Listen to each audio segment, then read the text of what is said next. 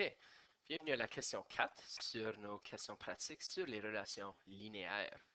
Jusqu'à date, ce qu'on a vu, c'était nos relations représentées de différentes façons, n'est-ce pas? Graphiquement, on a fait 2 exemples qui sont représentés graphiquement.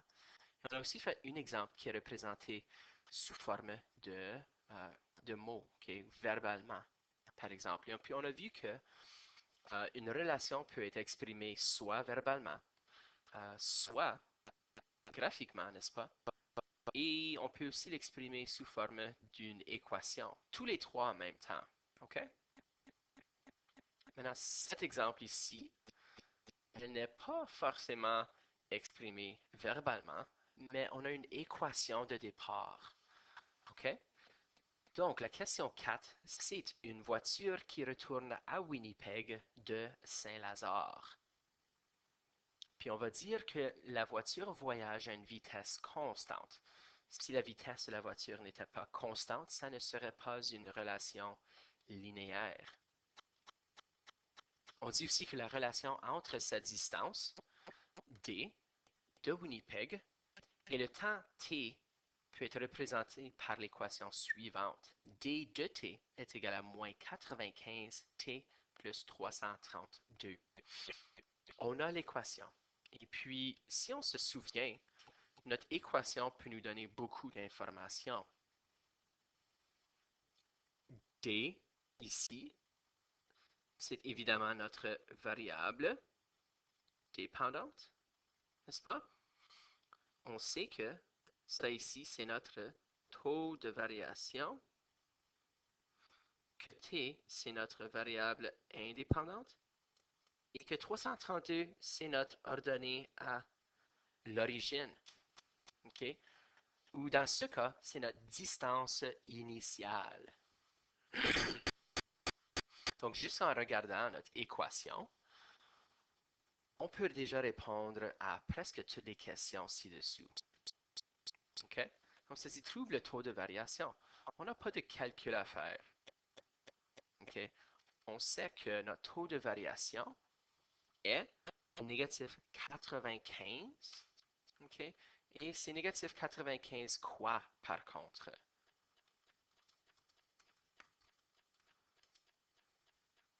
On ne peut pas négliger les unités ici. C'est moins 95. C'est quoi les unités de notre variable dépendante? C'est kilomètres par heure. Okay. Donc, le taux de variation est négatif 95 km par heure. Ça veut dire que notre distance, elle diminue. Notre distance de Winnipeg diminue de 95 km à chaque heure qu'on conduit. C'est ça que ça veut dire. OK?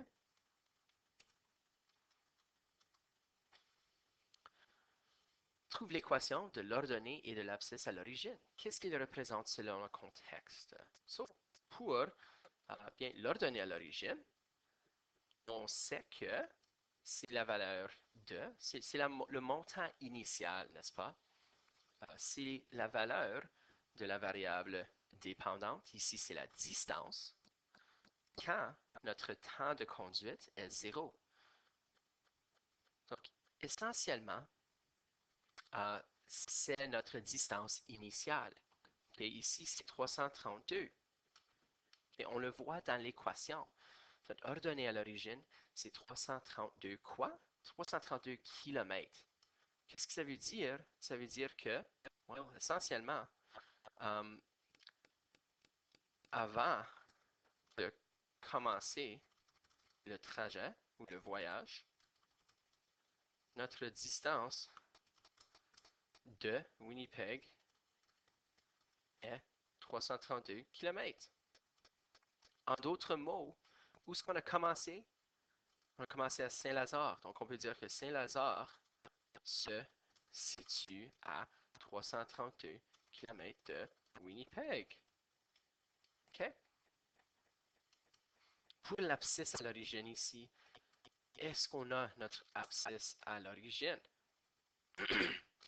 Dans l'équation, on n'a rien qui nous dit spécifiquement c'est quoi notre abscisse à l'origine.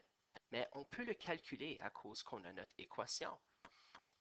Je rappelle, l'abscisse à l'origine, c'est la valeur de x quand y est égal à 0. Mais encore une fois, on n'a pas des x et des y. Au lieu de x, on a le temps qu'on conduit et notre y, c'est la distance. Okay? So, on utilise notre équation. Ici, on va dire que d est égal à moins 95 t plus 332. Si on veut trouver la valeur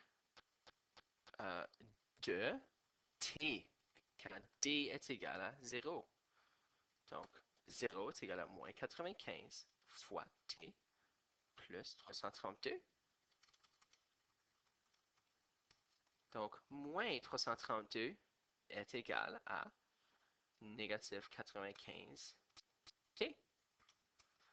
Et donc, on divise 332 par 95 et c'est autour de 3,5. OK? So 3,49 point est égal à t. Maintenant, qu'est-ce que ça veut dire? Ça veut dire que ça prend 3,5 heures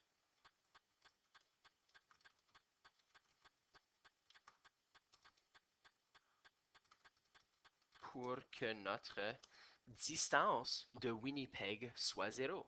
Et si on se situe à 0 km de Winnipeg, ça veut dire qu'on est à Winnipeg. Donc, ça prend 3,5 heures pour retourner à Winnipeg. C'est ça que ça veut dire. Okay. Maintenant, notre question, trouve d de 2. Qu'est-ce que ça représente selon le contexte? D de 2 veut dire, c'est quoi la distance de Winnipeg après avoir conduit 2 heures? Encore une fois, on va prendre notre équation. Je vais utiliser ça ici. D de 2 est égal à moins 95 t, moins 95 fois 2 plus 332. D de 2 est égal à moins 95 fois 2 est égal à, c'est 190. Et donc, d de 2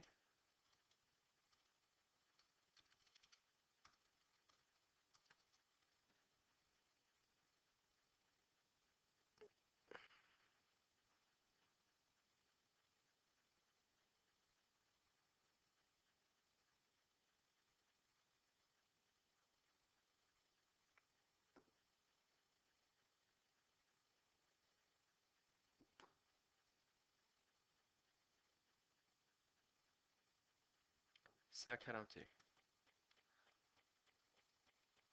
Qu'est-ce que ça veut dire? Ça veut dire que si on conduit 2 heures, on serait à 142 km de Winnipeg. Donc, si on va de Saint-Lazare à Winnipeg et puis on conduit à 95 km à l'heure, et que si on conduit pendant 2 heures, si on regarde au panneau, on va peut-être voir un signe qui dit 142 km à Winnipeg. C'est ça que ça veut dire D de 2 dans cette situation. Maintenant, la prochaine question nous demande trouve D de t est égal à 95. Qu'est-ce que ça veut dire, ça? Ça veut dire pour combien de temps doit-on conduire pour être à 95 km de Winnipeg? Donc, on remplace D de t dans notre équation. On remplace ça ici avec 95. Donc, 95 est égal à négatif 95 fois t plus 332. So, on va faire moins 332 des deux côtés. Moins 237 est égal à négatif 95t.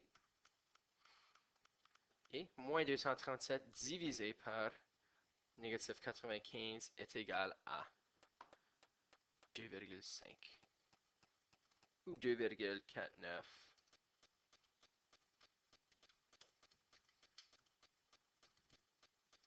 égale à t. Donc, qu'est-ce que ça veut dire, ça? Ça veut dire que ça va nous prendre autour de 2,5 heures de conduite pour se rendre à 95 km de Winnipeg. OK? Maintenant, on demande, c'est quoi le domaine et l'image? Et puis, est-ce qu'il y a des restrictions sur le domaine et l'image? OK. Donc, euh, pour le domaine, c'est notre valeur de temps, n'est-ce pas? On sait que... Ben, traçons notre graphique pour voir si peut-être ça peut nous aider. Si on trace notre graphique, n'est-ce pas? On commence à 332. Et l'abscisse à l'origine, c'est 3,5 heures, n'est-ce pas?